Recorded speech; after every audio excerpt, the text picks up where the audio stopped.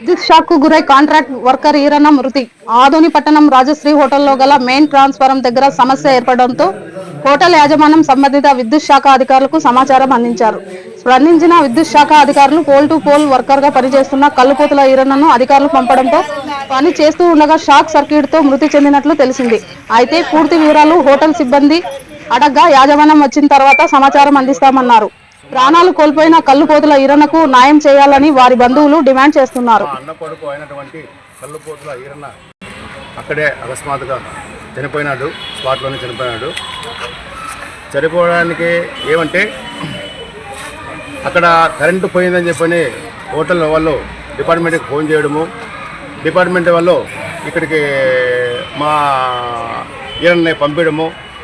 వచ్చిన తర్వాత వాళ్ళని హోటల్ వాళ్ళని అడిగితే వాళ్ళండి ఇవన్నీ ఆఫ్ చేసినాము అని చెప్తే మా వాడిపై పని చేసినాడు. ఆ పని చేసినప్పుడు అక్కడ దాంట్లో కరెంట్ ఉంది.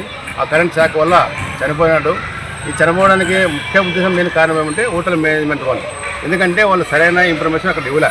ఇది ఒక కేసు కాదు, ఇంతకుముందు గతంలో రెండు కేసులు జరిగినవి. ఇది 3వ కేసు. కాబట్టి మాకు వాళ్ళ మీద చాలా అనుమానం ఉంది.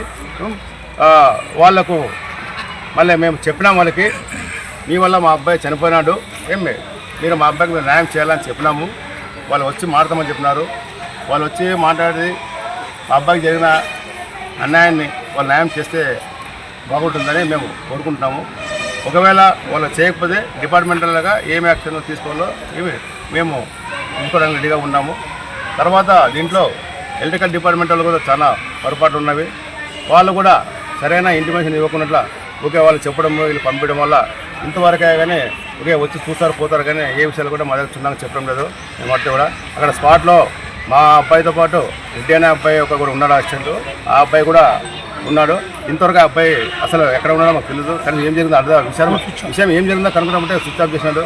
ఆయన ఎవరు పిలుచుకురావడం లేదు. వాళ్ళు కనీసం ఇంటికి పోయి అడదామంటే కూడా వాళ్ళు ఇల్లు అడ్రస్ కూడా చెప్పడం లేదు. ఇది చాలా బాధాకరము. కనీసం అక్కడ పోయినాక ఏం జరిగింది, ఎట్లా చనిపోయాడు అనే విషయం కూడా మాకు తెలియకపోతే ఎట్లా మరి డిపార్ట్మెంట్లో వాళ్ళు ఇంతమంది ఉంటే మరి ఏం చేస్తున్నారో మాకు అర్థం కాదు. వస్తున్నారు ఏమనంటే మీకు న్యాయం చేస్తామని చెప్తారు, కానీ జరిగిన దానికి ఏమి కారణం ఎవరు అనేది ఇంతవరకు చెప్పడం లేదు. కాబట్టి మాకు చాలా బాధగా ఉంది. ఏది అయితే కానీ ఇలాంటి సంఘటన జరగకూడదు ముందు. కానీ వాళ్ళు రాజశ్రీ హోటల్ వాళ్ళు చాలా ఇరెగ్యులర్గా వ్యవహరించారని చెప్పి మాకు తెలిసింది. అక్కడ ఉండే స్టాఫ్ అయితేనేమి, తర్వాత ఇక్కడ డిపార్ట్మెంట్లో కొంతమంది ఆన్సర్ పనిచేసే వాళ్ళు అయితేనేమి వాళ్ళు ఎక్కువ రెస్పాన్సిబిలిటీ తీసుకోవడం వాళ్ళు చాలా ఓవర్ కాన్ఫిడెన్స్తో ఉంటారు వాళ్ళు అని చెప్పడం తెలిసింది. కాబట్టి ఈరోజు మా వాళ్ళు చనిపోవడానికి కారణం నేను రాజశ్రీ హోటల్ మేనేజ్మెంట్ వాళ్ళు.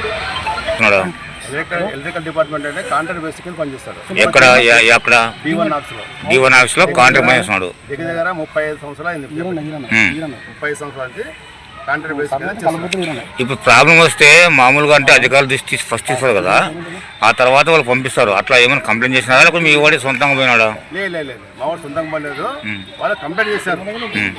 అక్కడ ఎవరున్నారంటే ప్రేమ్ అనే ఒక అబ్బాయి, ఆయన లైన్మెన్, ఆయన రెగ్యులర్ వర్కర్. ఆయన తర్వాత మా అబ్బాయి ఇంకో రెడ్డి అనే అబ్బాయి, పిల్లడు వీరారెడ్డి అనే ఉంటే ఆ ప్రేమకి పోయి వీళ్ళు పోయి ఫోన్ చేసినారు అని చెప్తున్నారు, లేక పోయి చెప్పినాడు ఫోన్ చేసినా చెప్తున్నారు.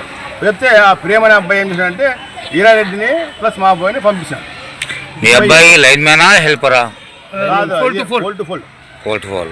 ఇప్పుడు రాజశ్రీ జరిగిన సంఘటనకి మీ అబ్బాయి చేసే అర్హత ఉందా? అర్హత ఉందా? అంటే ఎవరు ఆదేశమే కూర్చున్నాడు? మీ అబ్బాయి ఏ గారు చెప్పారా, లేకుంటే ఎట్లా? ప్రేమ్ కుమార్ లైన్ మ్యాన్ చెప్తే వచ్చినాడు.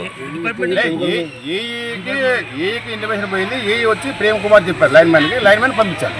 నాకు మాకేమంటే ఆయన చెప్పడమే నాగభూషణం గారు ఏం చెప్పారంటే నాకు చెప్పారు ఫోన్ చేసే వాళ్ళు, నేను ప్రేమ్ కుమార్కి చెప్పాను లైన్ మ్యాన్ వీళ్ళు పంపించాడు అని చెప్పడం. అంటే లైన్ మ్యాన్ రాకుండా వీళ్ళు పంపించాడు అంటున్నారా? అనడం లేదు, ఆయన పంపించాడు వీళ్ళని. అసిస్టెంట్ ఉంటారు కదా ఇప్పుడు ఆఫీసర్ కింద ఆఫీసర్. అదేలే. ఇది మీ డిమాండ్ ఏమి? మా డిమాండ్ ఏం లేదు. మాకు ఇప్పుడు అన్యాయం జరిగిన నిష్కారణంగా చనిపోయినాడు. వాళ్ళ కుటుంబానికి ఏదైనా వాళ్ళు ఆర్థిక సాయం చేయలేదు మా డిమాండ్. ఎవరు చేయాలి? హోటల్ మేనేజ్మెంట్ వాళ్ళు. ప్రభుత్వం నుంచి మీరు ఏమి అడగట్లేదా? ప్రభుత్వం మేము ఏమంటామంటే డిపార్ట్మెంట్లకి మేము అడిగాము, గవర్నమెంట్కి ఏ బెనిఫిట్స్ ఉన్నావో అవన్నీ మీకు తప్పకుండా ఇప్పిస్తామని చెప్పారు. ఎవరు చెప్పారు? ఏడి పురుషోత్తమరావు గారు చెప్పారు, ఈ నాగభూషణ్ గారు చెప్పారు. వాళ్ళిద్దరు వచ్చారు, వచ్చి మాట్లాడుకున్నారు నా దగ్గర. మిగతా పై అధికారులు ఎవరు రాలే, వాళ్ళిద్దరితో వచ్చారు. వచ్చి వాటి అన్న ఏముందో మీ అబ్బాయికి ఏ బెనిఫిట్ అన్నీ తప్పకుండా చేస్తామని చెప్పారు. కరెంటు షాక్లో చనిపోయిన ఈరన్న గారికి ఎంతమంది పిల్లలు ఎట్లా? ఆయనకి ఒక 2 అబ్బాయిలు ఉంటే 2 అబ్బాయిలో గతంలో ఒక అబ్బాయి చనిపోయాడు, ఇప్పుడు ఒక అబ్బాయి ఉన్నాడు. ఆయన కాంట్రాక్ట్ బేసింగా లేకుంటే అవుట్ సోర్సింగా రెగ్యులరా? Contract base. అలాగే మళ్ళా పెద్ద లైన్లో పోయినప్పుడు కన్సల్ట్ ఏఈ సమక్షంలో పనిజరగల్లా మరి ఆయన ఏఈ గారు లేకున్నట్ల వీళ్ళు కింద ఉద్యోగాలను పంపించి చేయడం ఎంతవరకు సమాజం ఇది. కాబట్టి ఏమేమి చెప్తున్నామంటే ఇది 100కి 100 పాళ్ళు డిపార్ట్మెంటల్లో ప్లస్ రాయలసీమ హోటల్ మేనేజ్మెంట్ తప్పిదం ఉంది. కాబట్టి వీళ్ళిద్దరూ మీద చర్యలు తీసుకోవాలా, వాళ్ళకి తీసుకొని పనిష్మెంట్ ఇవ్వాలా. తర్వాత కుటుంబాన్ని గవర్నమెంట్ పరంగా కానీ డిపార్ట్మెంట్ పరంగా కానీ తర్వాత హోటల్ మేనేజ్మెంట్ పరంగా కానీ ఆదుకోవాలా. ఒకవేళ ఆదుకోకపోతే మేము యాజ్ కుటుంబ సభ్యులుగా వాళ్ళ మీద ఏ చట్టపరంగా ఉండవో న్యాయపరంగా ఉండవో అవన్నీ మేము కేసు ఫైల్ చేస్తాం. మీ పేరునా? నా పేరు కె రంగన్న, నేను మాజీ కౌన్సిలర్ని. చనిపోయిన అబ్బాయి వచ్చేసి మా అన్న కుమారుడు.